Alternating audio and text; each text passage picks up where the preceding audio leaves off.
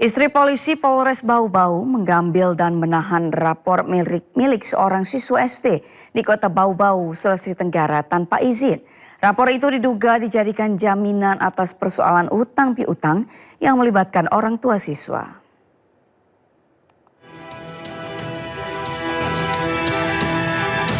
Persoalan utang piutang yang diduga melibatkan orang tua siswa berujung pada dugaan penahanan rapot seorang siswa SD Negeri 3 Bau-Bau, Sulawesi Tenggara. Rapot diduga diambil oleh seorang istri polisi Polres Bau-Bau berinisial S saat pembagian rapot kenaikan kelas pada tahun lalu. Terduga pelaku datang ke sekolah mengaku sebagai tante siswa. Karena percaya dengan pengakuan tersebut, guru wali kelas menyerahkan rapot kepadanya. Keluarga siswa SD mengaku baru mengetahui rapot keponakannya telah diambil setelah mengonfirmasi ke pihak sekolah pada April 2026.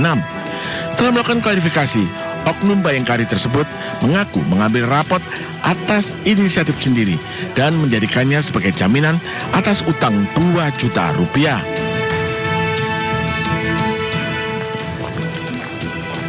Sementara itu, Kasubmas Polres Bau-Bau Ibtu Rino Asnan mengatakan laporan tersebut telah diterima dan kini masih dalam penanganan Satreskrim Polres Bau-Bau.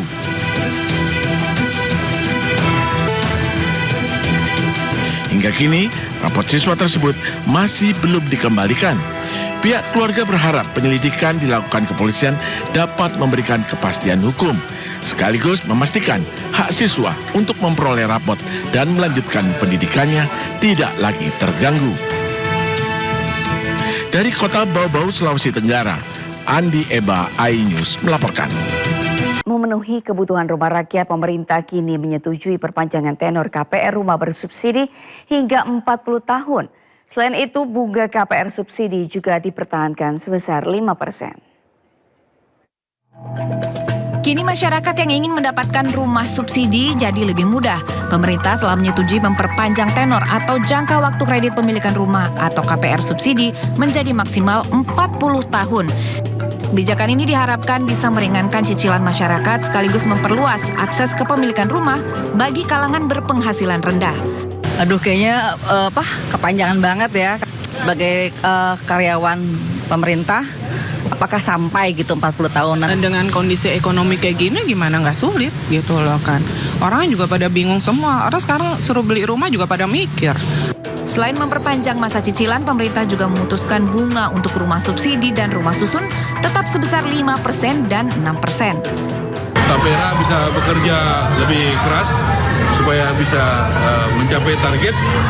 Ya sudah disiapkan kuota 350.000 supaya bekerja dengan keras, berkoordinasi dengan perbankan dan pengembang ya. Dan Bapak Presiden sudah memberikan BPATB gratis, ya biaya perolehan tanah bangunan gratis, PBG gratis. Saya pikir itu tadi. Bila resmi berlaku sesuai simulasi BP Tapera, maka warga dengan minimal gaji Rp2.300.000 nantinya bisa mencicil rumah sekitar Rp770.000 per bulan. Tim Liputan iNews melaporkan. Kesal tidak diberi uang, sekelompok pengamen jalanan nekat membakar pagar rumah warga di Kota Bekasi, Jawa Barat. Aksi pembakaran terekam CCTV dan viral. Kamera CCTV merekam 3 orang mendatangi rumah warga untuk mengamen di Jatiwaringin, Kota Bekasi. Mereka terus bernyanyi meski tidak ada penghuni rumah yang keluar. Tak berselang lama, salah satu dari mereka mencoba membakar pagar rumah warga tersebut hingga muncul api. Usai beraksi, ketiganya kabur menjauhi lokasi. Sementara api mulai membesar. Beruntung warga yang melintas melihat adanya api di pagar rumah korban. Warga itu memberitahu pemilik rumah hingga api dipadamkan. Diduga aksi pembakaran karena terduga pelaku kesal tidak diberi uang saat mengamen.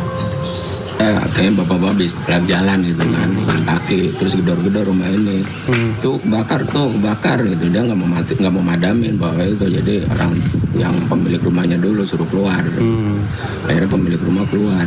Pas keluar itu, petugas kepolisian Polsek Pondok Gede telah olah TKP serta meminta keterangan pemilik rumah dan saksi. Polisi mengamankan rekaman kamera CCTV untuk mengungkap dan mengetahui motif terduga pelaku. Dari Bekasi, Jawa Barat, Rahmat Hidayat, iNews melaporkan. Ratusan demonstran yang tergabung dalam Aliansi Lampung Bersatu menggelar aksi unjuk rasa di depan kantor Gubernur Lampung Kamis pagi. Masa aksi menyampaikan kritik keras terhadap program MBG yang dinilai tidak menjawab persoalan mendasar yang dihadapi masyarakat. Oke, saya minta tolong tertib kawan-kawan. Oke, cukup.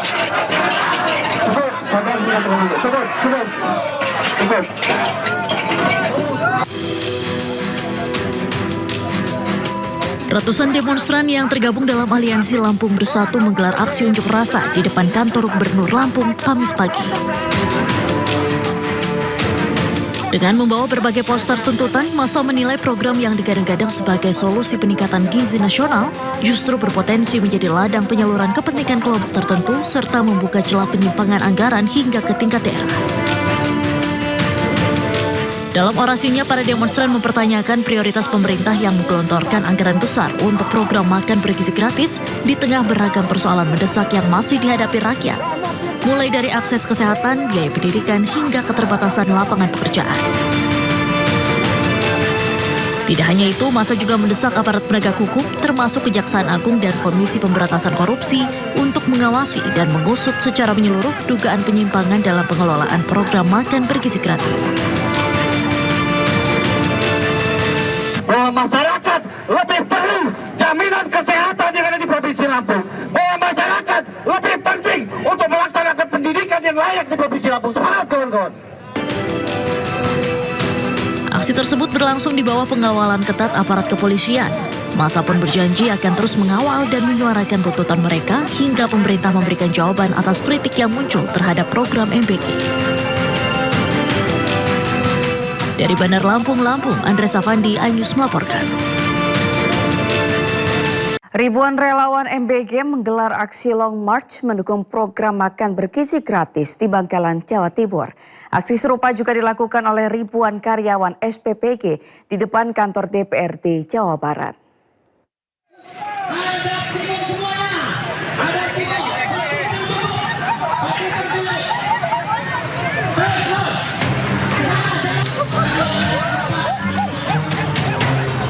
Dengan membawa berbagai poster dan spanduk, ribuan massa aksi yang didominasi emak-emak relawan program makan bergizi gratis melakukan long march dari Stadion Gelora Bangkalan ke kantor pemerintah kabupaten setempat. Mereka mendukung program makan bergizi gratis yang sudah berjalan saat ini di Bangkalan, Jawa Timur. Aksi ini juga diikuti oleh para karyawan SPPG, supplier hingga mitra atau pemilik dapur MBG. Dalam orasinya, program MBG menurut mereka telah memberikan lapangan kerja pada ribuan warga Bangkalan dan bisa menyerap hasil pertanian maupun peternakan yang menyuplai kebutuhan setiap dapur MBG. Aksi serupa juga digelar oleh ribuan relawan Satuan Pelayanan Pembunuhan Gizi atau SPPG di depan kantor DPRD Jawa Barat, Kota Bandung. Dalam tuntutannya, massa aksi meminta pemerintah untuk mengevaluasi Badan Gizi Nasional serta menangkap koruptor di lingkaran DGN. Meski demikian, para relawan juga menuntut pemerintah agar tidak membubarkan program MBG serta tidak menutup sepihak SPPG.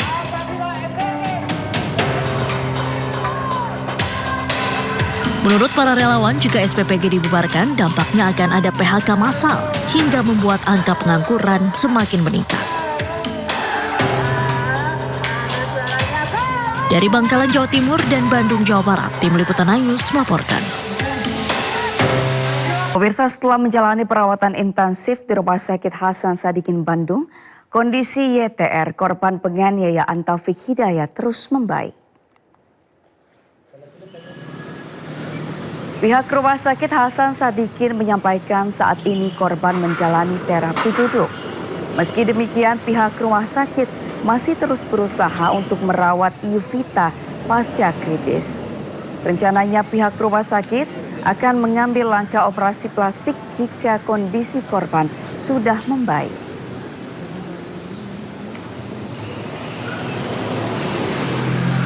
Fraksi PKB sekaligus anggota Komisi 3 DPR RI Abdullah meminta penegak hukum menjatuhkan hukum kebiri kepada pelaku penyekapan dan penyiksaan terhadap wanita asal Bandung, Jawa Barat. Pelaku diduga berulang kali melakukan kekerasan terhadap perempuan termasuk mantan istrinya.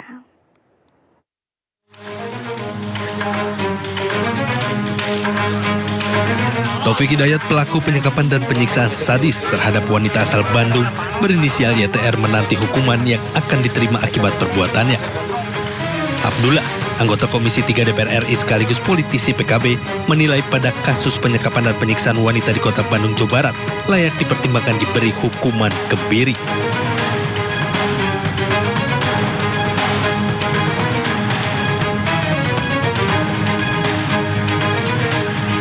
Pelaku juga diduga memiliki rekam jejak yang memiliki pola kekerasan berulang.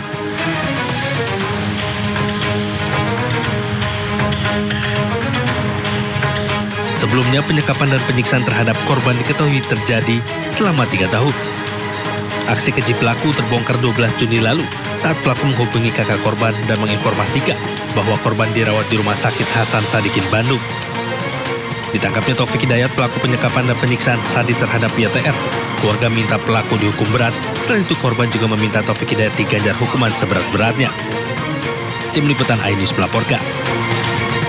Menteri Kesehatan Budi Gunadi Sadikin mengatakan akan mengawal pengobatan korban yang saat ini dirawat di Rumah Sakit Hasan Sadikin, Bandung. Budi menjanjikan rekonstruksi wajah akibat penganiayaan yang dilakukan tersangka kepada korban. Dan kita akan merawat sampai rekonstruksi. Dan ini kan terjadi juga wajahnya harus direkonstruksi. Untuk masalah ekonominya itu ditangani oleh pemerintah daerah. Untuk masalah sosialnya itu ditangani oleh Kementerian PPA, ya, Perlindungan Perempuan dan Anak, dan kita bertiga sudah berkoordinasi. Ya. Saya pribadi dan sebagai Menteri Kesehatan merasa sangat sedih. Ya. Harusnya hal-hal ini tidak terjadi lah di Indonesia. Keluarga korban YTR marah dan tidak terima atas penganiayaan berat yang mengakibatkan korban mengalami kebutaan. Kakak kandung korban menuntut mata tersangka Taufik Hidayat sebagai ganti mata sang adik.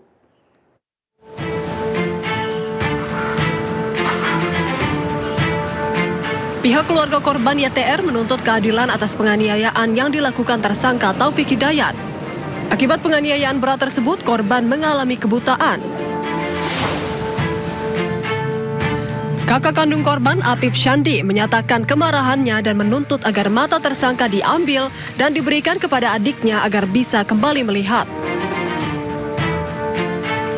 Harapan keluarga, waktu bisa dihukum seberat-beratnya, bagaimana dia apa yang telah dapat menjaga saya gitu. Dan sangat besar juga harapan saya bisa mengambil matanya untuk adik saya bisa melihat. Sementara itu, berdasarkan informasi dari keluarga korban, kondisi YTR saat ini berangsur membaik meski masih harus menjalani perawatan intensif di rumah sakit. Saat ini korban tengah menjalani terapi duduk. Meski begitu, pihak Rumah Sakit Hasan Sadikin masih terus berusaha untuk merawat korban pasca kritis. Rencananya operasi plastik akan dilakukan jika kondisi korban sudah membaik. Dari Bandung, Jawa Barat, Pilih Maulana Finkran, iNews melaporkan.